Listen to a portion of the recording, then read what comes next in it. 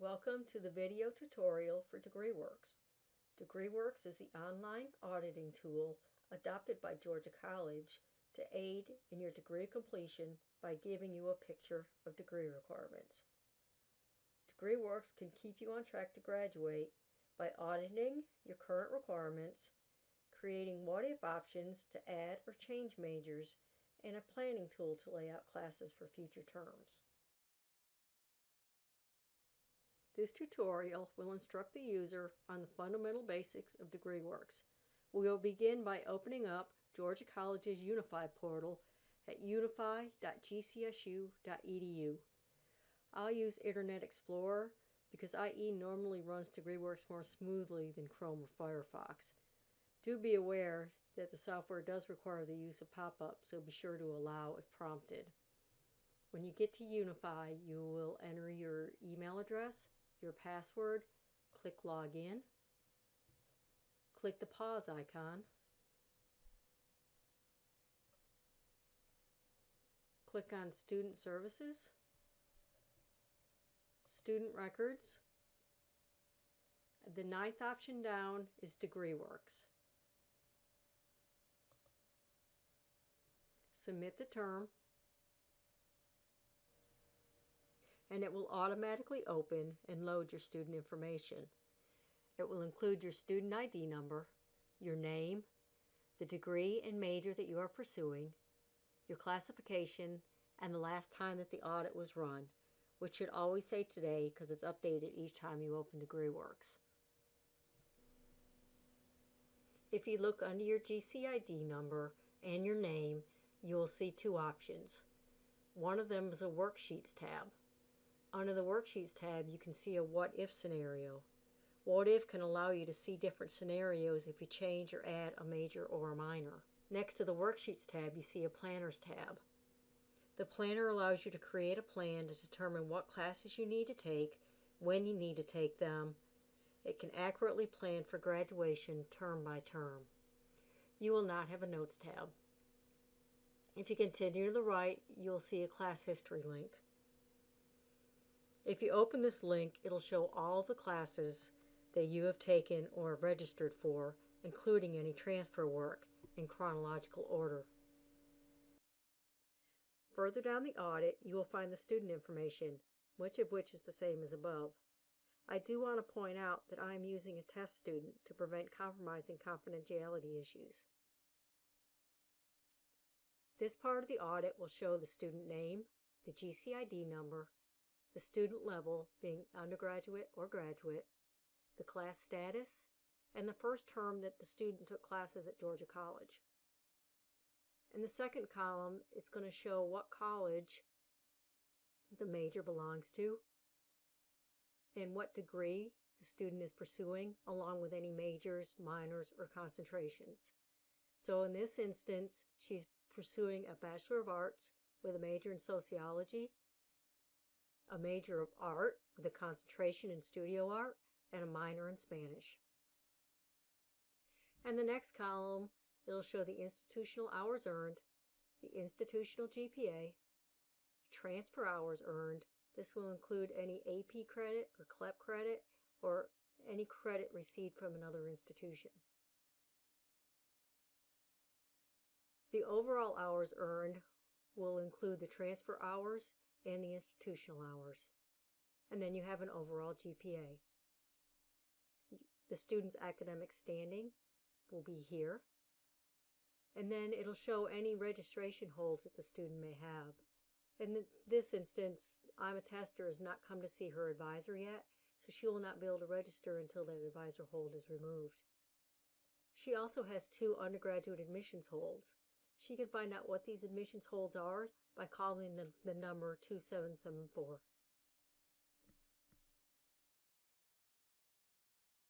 And then we have a degree progress bar. Now, this degree progress bar does not give you the percentage of how close you are to graduating.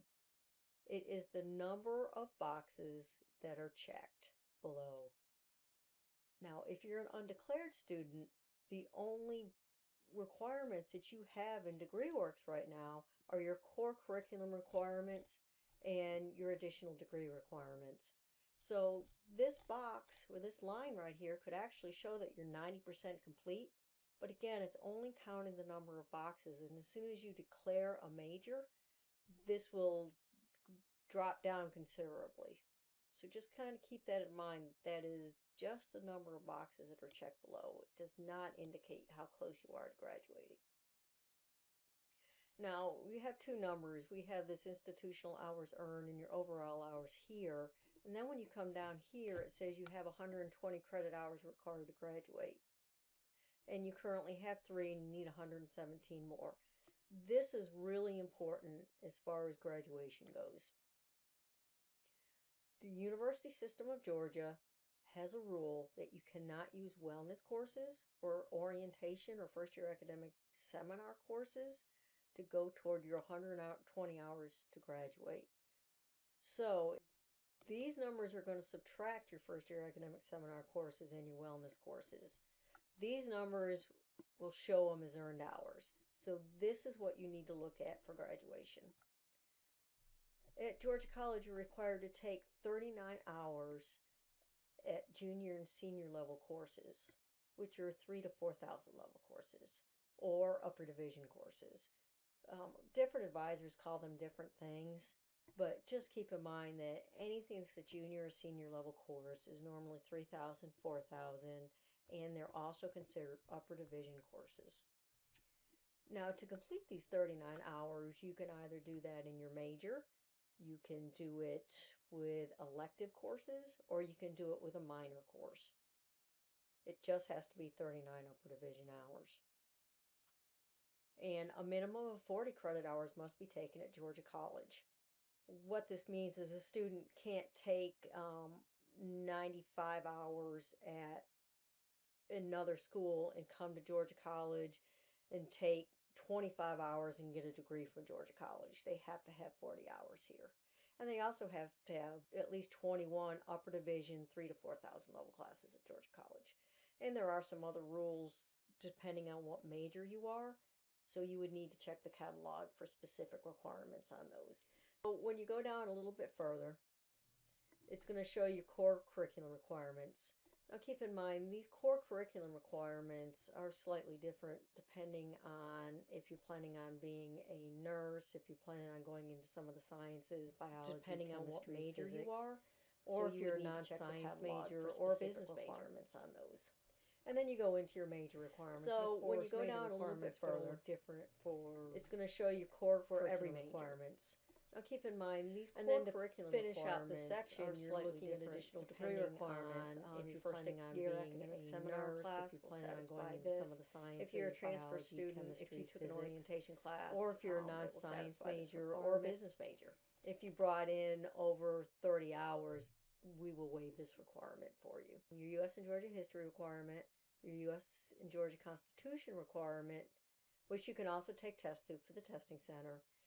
And every student getting a degree from Georgia College has some type of senior exit requirement. It's not always a test. Sometimes it's a portfolio. Sometimes it's just a class that you need to complete. But this is a requirement for everyone to complete. And keep in mind, this student had a double major. So her other major is sitting here also, her arts major. And she would need to complete all of these degree requirements as well. And then she would need to complete all of her minor requirements. Okay, so let's see what else DegreeWorks can tell you. If you go to the bottom of the screen, it's going to have 3 sections. One is electives, which really any course will fit down here that doesn't fit within the major. Again, a lot of majors have a lot of electives in order to get to the 120 hours which are required to graduate. These courses will show here. You will have exceptions. If any petitions have been done for your record, they will show here. And then at the bottom you have notes. These notes are notes that have been entered by advisors, just so it will help you remember what was discussed during an advising meeting or what was done to your records, maybe that you weren't aware of, like this: adjusted a previously created pounce or intro schedule. You may not have known that was done before you got on campus, but this is for the advisor to know that it had been done. And then, of course, you're going to have your legend to see what everything means up here. A chalk mark is going to say that requirement is complete. A blank check box is going to say that it's not been completed, it's not in progress yet. If there's a tilde in the box, it's going to show that you're currently enrolled in the course. And then, of course, we have a disclaimer saying that this is not an official evaluation, that in order to get a degree from Georgia College, it has to be verified through the registrar's office. Back to the top of the DegreeWorks audit, you can see there's a link for catalogs. If you click on this link, it's going to open up a new tab and you can go into the catalog. If you came in under the 2015 catalog, you would want to click on this. And degree requirements do change from catalog to catalog. That said, this is the academic year of this student, if I'm a tester, of spring 2015. That is the catalog that I'm a tester must graduate under. So if you go back to the catalog, you're looking at the undergraduate catalog for 2015, and this will include those degree requirements. If you go down to colleges and majors and use the down arrow, you can look at any of the degree requirements that are required in those majors. College of Arts and Science, if you want to know what a Mass Comm major requirements are, you can go here. You can see the degree requirements for that major. And of course, the catalog will give you any information that you need to know about Georgia College whatsoever. Now we're going to log out of that right now and go back to our DegreeWorks audit. We have some FAQs. What is DegreeWorks? Why can't students who attend Georgia College before '98 use DegreeWorks? And you can see there's a whole range of questions down here. So if those questions aren't answered in the FAQs, you might want to ask the registrar's office. They should be able to tell you any information, or you could ask your advisor. Of course, you have a help. You can print out your audit. Again, and just bring up the print. And when you go down to the actual courses that are listed in your degree audits, you'll see that some courses have asterisks next to the course. That asterisk indicates that there's a prerequisite or a course that you have to take in order to take that course.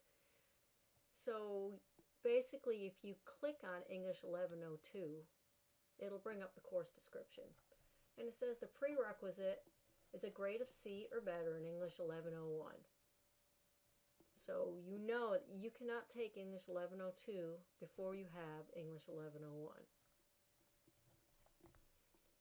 The same thing holds true for classes down here in your major section. If you click on Math 2600, there's an asterisk. You know there's a prerequisite to it. Again, the prerequisite is a C or better in Area A Math. You cannot take probability and statistics until you have a C or better in Area A Math.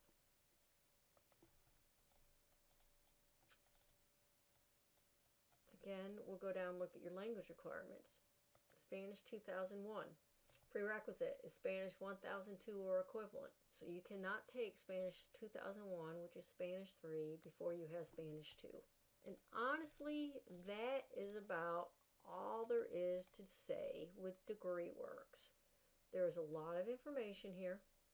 We're going to go into another tutorial on how to use the what-if options and how to use the DegreeWorks planner.